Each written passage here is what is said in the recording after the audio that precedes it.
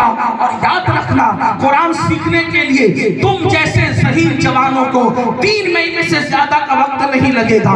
کیوں نہیں سیکھتے قرآن؟ بتاؤ جو دنیا میں اندھا ہے وہ بھکاری بنتا ہے کہ نہیں بنتا؟ جو دنیا میں اندھا ہے وہ محتاج بنتا ہے کہ نہیں بنتا؟ جو دنیا میں اندھا ہے اللہ اکبر لوگوں پہ بوجھ بنتا ہے کہ نہیں بنتا؟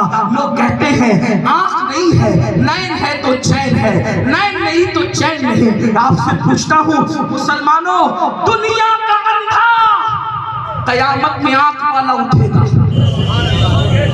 لیکن قرآن نہ سیکھنے والا قیامت میں اندھا اٹھے گا.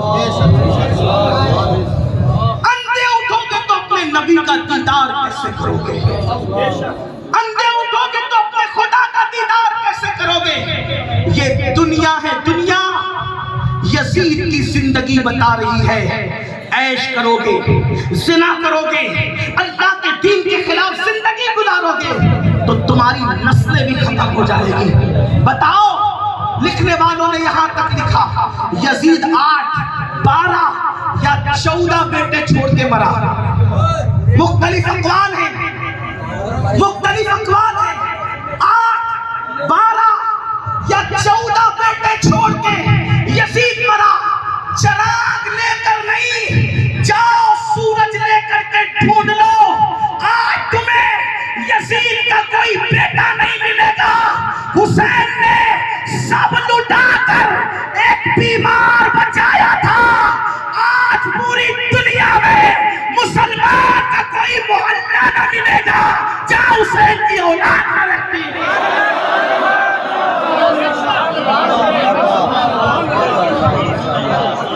یزید بادشاہ تھا، اس کے نام پہ کوئی محفل نہیں سجتی. امام حسین تو بے گھر تھے، امام حسین تو بے گھر تھے. امام کے نام پر کیسی محفلیں سج رہی ہیں، کیسی محفلیں سج رہی ہیں.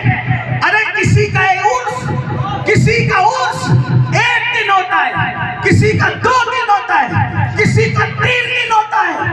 لیکن اہل البیت کی شان یہ ہے کہ امام شافعی کہتے ہیں اس وقت تک ہماری نمازیں مکمل نہیں ہوتی جب تک ہم نبی کی اہل بیت پہ درود نہیں پڑھتے.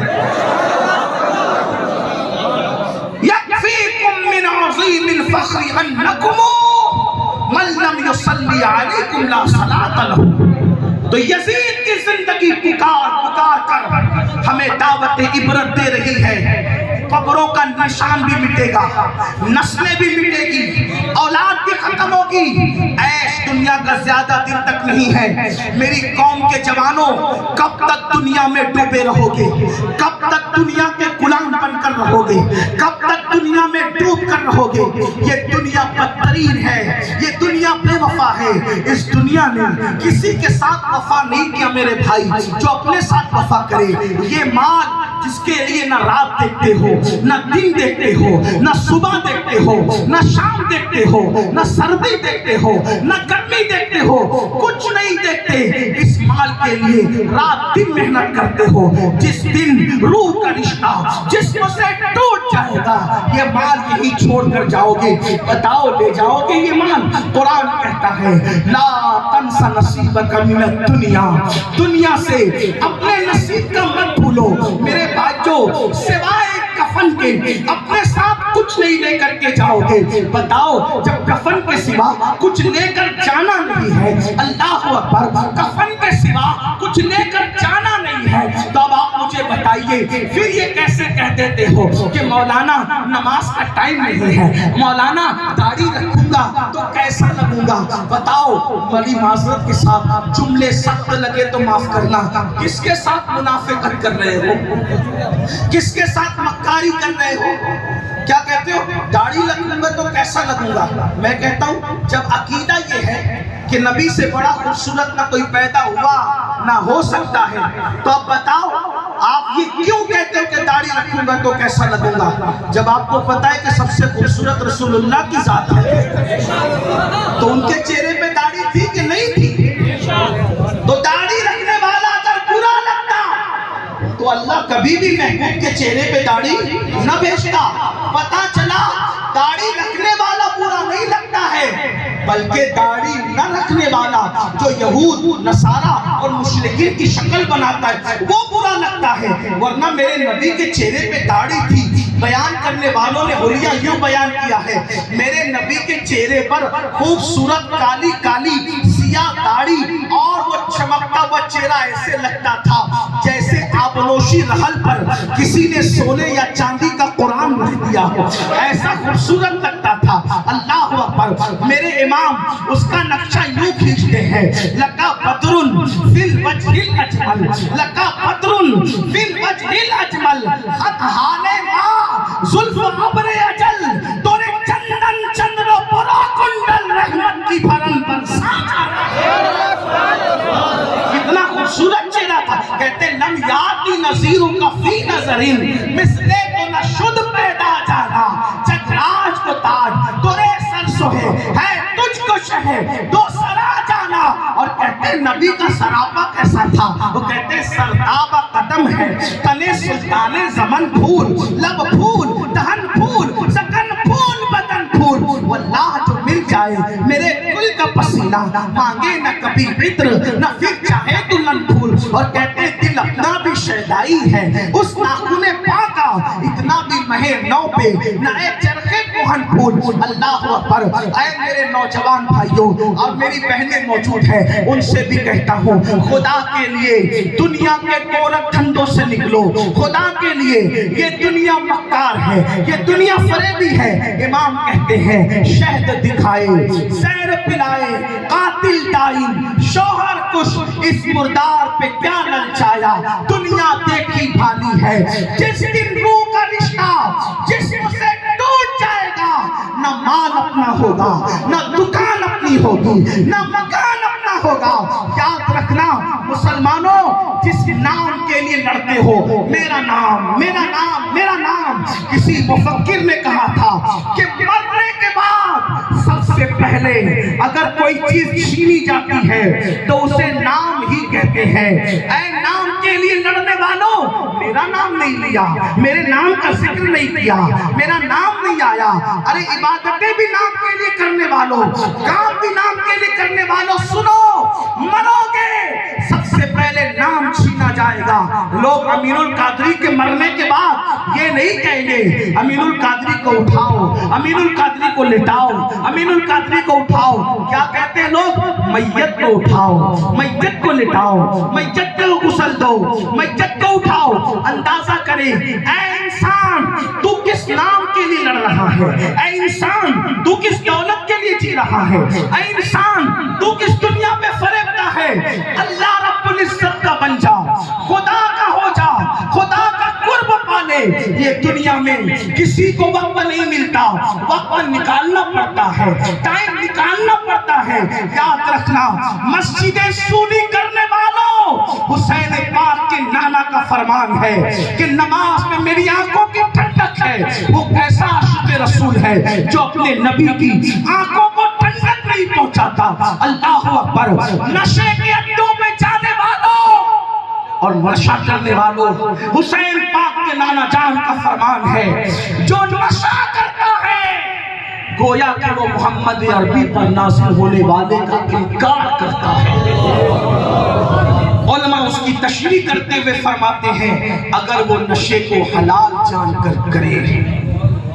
आपसे पूछना चाहता हूं, आज वो नौजवान जो मिल्लत का सरमाया है, वो नौजवान जो मिल्लत का बीमार, वो नौजवान जो मिल्लत की इज्जत, जो मिल्लत की आबरू, वो नौजवान जो मिल्लत के लिए हयात नौ का पैगाम है, आज वही जवान गेम में उलझ गया, गानों में उलझ गया, बातों में उलझ गया, तमाशों में उलझ गया, अपने मकसद से नजर हट गई। आओ इमाम आली मकाम पैगाम दे रहे हैं, आखिरत की फिक्र करो, आखिरत की तैयारी करो। हजरत सैयद अबरार मियां साहब की आज सालाना फातिहा उनका उर्स है। देखो सैयद को भी जाना, दूसरों को भी जाना, नेकों को भी जाना, बदों को भी जाना। अल्लाह अकबर। और एक बात याद रखना, कब्र में अकेले जाना है। कब्र में न किसी की दादागिरी चलेगी, न कब्र में किसी की बाबागिरी चलेगी। आपकी اپنے گھر کے، ڈاکٹر ہیں اپنے گھر کے، خطیب ہیں اپنے گھر کے، عالم ہیں اپنے گھر کے، قبر میں تو یہ دیکھا جائے گا ایمان سلامت لایا یا نہیں لایا، قبر میں تو یہ دیکھا جائے گا اچھا عمل کر کے آیا کہ نہیں آیا۔ مسلمانوں بتاؤ، ایک بزرگ فرماتے ہیں، ذرا غور سے سننا، ایک بزرگ فرماتے ہیں کہ ایک کفن چور نے میرے ہاتھ پہ توبہ کی، دل کے کان سے سننا بھائیو، ایک کفن چور نے میرے ہاتھ پہ توبہ کی اور وہ سینکڑوں کفن چرا چکا تھا۔